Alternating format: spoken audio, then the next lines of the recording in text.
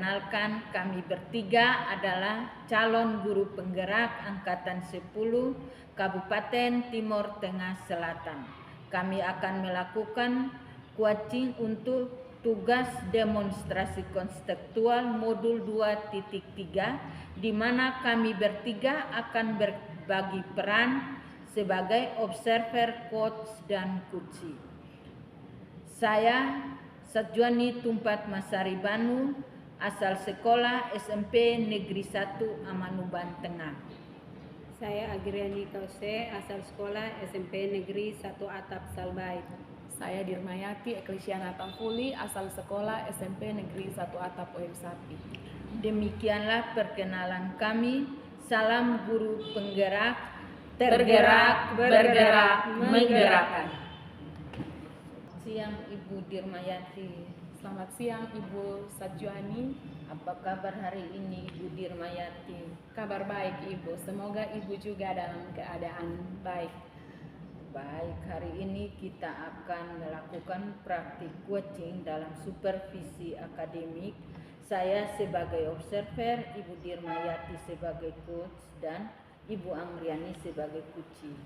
Sebelum kita melakukan praktik coaching, ada beberapa pertanyaan yang akan saya tanyakan berkaitan dengan rubrik penilaian kita hari ini. Pertama-tama saya akan mendiskusikan tentang rubrik penilaian kita hari ini pada kegiatan coaching, yaitu di mana Ibu Dirmayati dan Ibu Angriani saya akan nilai apakah sudah sesuai dengan alur tirta atau belum. Kemudian bagaimana Ibu Dirmayati memberikan pertanyaan berbobot pada Ibu Angriani dan bagaimana Ibu Angriani merespon pertanyaan yang diberikan Ibu Dirmayati. Dan jangan lupa disesuaikan dengan prinsip coaching, yaitu kemitraan, proses kreatif, dan memaksimalkan potensi. Nah, pertama yang akan saya tanyakan pada Ibu adalah kompetensi apa yang akan Ibu kembangkan. Baik, wah keren sekali Ibu. Kompetensi yang ingin Ibu kembangkan adalah mengajukan pertanyaan yang berbobot. Nah, apakah indikator ketercapaian tujuan pengembangan yang diharapkan oleh Ibu Dirmayati? Baik, saya ingin menggali ide-ide kreatif dari coachee saya mengenai masalah yang dialami dan coachee saya dapat menemukan jawaban atau strategi-strategi yang dapat diterapkan dari masalah yang dialami tersebut sehingga coachee saya bisa mengembangkan kompetensi-kompetensi yang ada dalam dirinya. Kemudian kompetensi-kompetensi yang dikembangkan itu nanti digunakan untuk mengatasi masalah-masalah dari coachee atau Ibu Angriani. Demikianlah praobservasi dengan saya kali ini, dan waktu selanjutnya saya persilahkan untuk Ibu melanjutkan dengan coachee Ibu. Terima kasih Ibu Satjuani yang memberikan waktu untuk saya melakukan coaching dengan Ibu Agriani. Mulai dari Selamat sore Ibu Agriani. Selamat sore Ibu Dirmayati. Apa kabar hari ini Ibu? Puji Tuhan, kabar baik Ibu. Ibu Dirmayati apa kabar juga? Baik, saya juga kabar baik Ibu Agriani. Ibu kelihatan lesu sekali hari ini. Apakah Ibu ada masalah? Ya, benar sekali Bu Dirmayati. Saya memiliki satu masalah yang saya mau diskusikan dengan Ibu. Ini berkaitan dengan pekerjaan saya, yaitu tugas tambahan saya di sekolah Bu. Selain saya sebagai guru, saya juga dipercaya untuk mendapat tugas tambahan sebagai kepala sekolah. Nah, dalam menjalani tugas ini, akhir-akhir ini saya merasa bahwa tugas atau beban kerja saya sudah semakin banyak dan terasa berat bagi saya Bu. Karena selain harus mengajar di kelas, saya juga harus menjalankan fungsi saya sebagai kepala sekolah dengan mengurus segala urusan yang ada di sekolah, urusan dengan guru-guru dengan anak-anak, kemudian ada urusan administrasi lain-lain. Selain itu juga sebulan sekali secara berkala saya harus datang ke kabupaten untuk mengikuti rapat MKKS di kabupaten, Bu. Semua itu akhir-akhir ini membuat saya merasa sedikit terbebani, Bu. Baik Ibu Agriani, saya mengerti dengan perasaan Ibu. Menjadi kepala sekolah itu memang bukan satu tugas yang mudah. Ada begitu banyak tugas tambahan yang membuat Ibu merasa stres dan tentu saja kewalahan. Benar Ibu, saya merasa khawatir tentang kinerja saya yang saya takutnya tidak maksimal karena banyak yang harus saya kerjakan di waktu yang bersamaan. Selain itu juga saya mengkhawatirkan kesehatan pribadi saya, Bu. Baik Ibu Agriani, kalau begitu mari kita bahas dengan detail tentang tugas tambahan Ibu yang Ibu sebutkan tadi. Bisakah Ibu menjelaskan kira-kira apa saja tugas tersebut dan berapa banyak waktu yang Ibu perlukan untuk menyelesaikan tugas-tugas tersebut? Baik Bu Dirmayati, untuk tugas tambahan sebagai kepala sekolah, tanggung jawab yang harus saya jalankan termasuk di dalamnya ada rapat komite di sekolah, itu secara berkala saya harus hadiri maksimal sebulan sekali, itu minimal sebulan sekali, dan biasanya rapat itu dilaksanakan antara 2 sampai 3 jam. Kemudian juga sebulan sekali, bahkan terkadang lebih dari sekali, saya harus menghadiri rapat MKKS di kabupaten. Itu juga saya harus menempuh perjalanan yang jauh dari sekolah sampai ke kabupaten. Selain lagi tugas atau tanggung jawab lain, misalnya mengantar dokumen dan lain-lain ke dinas PDNK kabupaten, itu juga memakan waktu bagi saya, Bu. Selain itu tugas di kelas, saya juga harus mengajar di satu kelas di sekolah. Kemudian juga saya harus menyelesaikan masalah-masalah yang mungkin terjadi antara anak-anak, antar guru, menyelesaikan administrasi di sekolah juga Ibu. Kemudian memperhatikan semua kegiatan yang berlangsung di sekolah. Jadi itu yang bisa saya gambarkan untuk sekarang mengenai aktivitas saya di sekolah. Baik Ibu Agriani, dari penjelasan Ibu, sepertinya Ibu memiliki banyak sekali tugas tambahan yang memakan waktu yang cukup banyak. Nah, kira-kira apakah Ibu merasa semua tugas tambahan itu harus Ibu selesaikan sendiri? Sebenarnya tidak, Bu. Untuk semua tugas itu ada beberapa tugas yang saya harus selesaikan sendiri, ada juga beberapa tugas yang saya bisa dibantu oleh rekan guru atau pegawai di sekolah. Oke, kalau begitu bisakah Ibu identifikasi kira-kira tugas mana yang bisa diwakili atau dikerjakan oleh staf?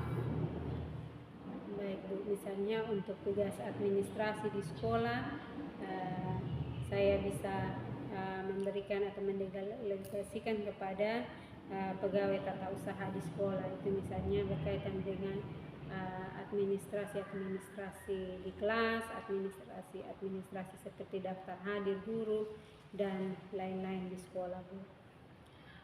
Itu ide yang sangat bagus Ibu. Memang mendelegasikan tugas itu salah satu cara untuk meringankan beban kerja Ibu. Selain itu, dengan mendelegasikan tugas, Ibu juga bisa membantu rekan kerja untuk mengembangkan kemampuan mereka. Baik Bu, jadi saya juga merasa memang saya perlu mencoba untuk membagi tugas atau mendelegasikan tugas tertentu kepada staf atau rekan-rekan guru atau pegawai di sekolah yang saya rasa mampu untuk melakukan tugas tersebut. Iya, itu ide yang bagus. Nah, selain mendelegasikan tugas, kira-kira adakah cara lain yang bisa Ibu lakukan untuk meringankan beban kerjanya, Bu?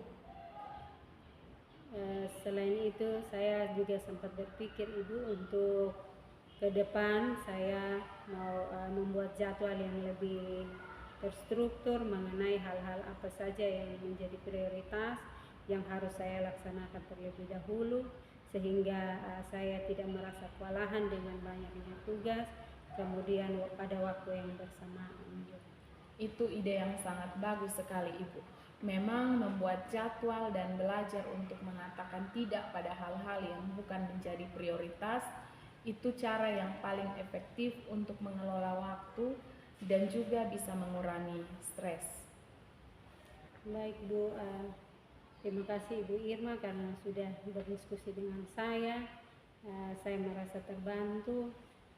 Bagaimana saya yang tadinya stres, saya berpikir tidak ada jalan keluar untuk persoalan ini, namun sekarang saya merasa bahwa ada jalan keluar yang bisa saya coba sekarang. Baik, sama-sama Ibu Agriani, saya yakin Ibu bisa mengatasi masalah ini dan Ibu harus ingat untuk selalu memprioritaskan kesehatan dan kebahagiaan Ibu. Baik, terima kasih Bu Irma, selamat siang. Bagus sekali Ibu. Dari hasil observasi saya tadi ada beberapa hal yang perlu saya tanyakan. Yang pertama itu bagaimana perasaan Ibu setelah melakukan coaching dengan Ibu Agriani? Baik, terima kasih Ibu Satjani. Setelah saya mempraktekkan coaching tadi, saya merasa senang. Saya bisa mengeksplor, mengolah kemampuan saya dalam membuat coaching saya untuk memecahkan masalah-masalah yang dihadapinya.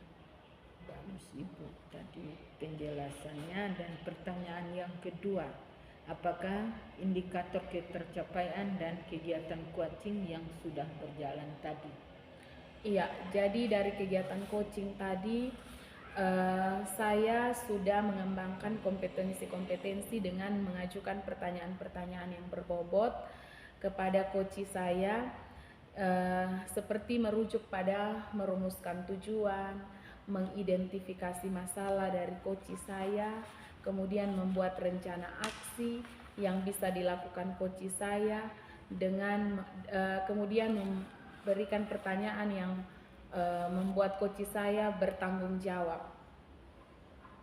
Dari pertanyaan-pertanyaan tadi, saya sudah membantu coach saya untuk menemukan ide-ide dalam mencari solusi, memperkuat keyakinan dirinya untuk mengatasi permasalahan yang dihadapi.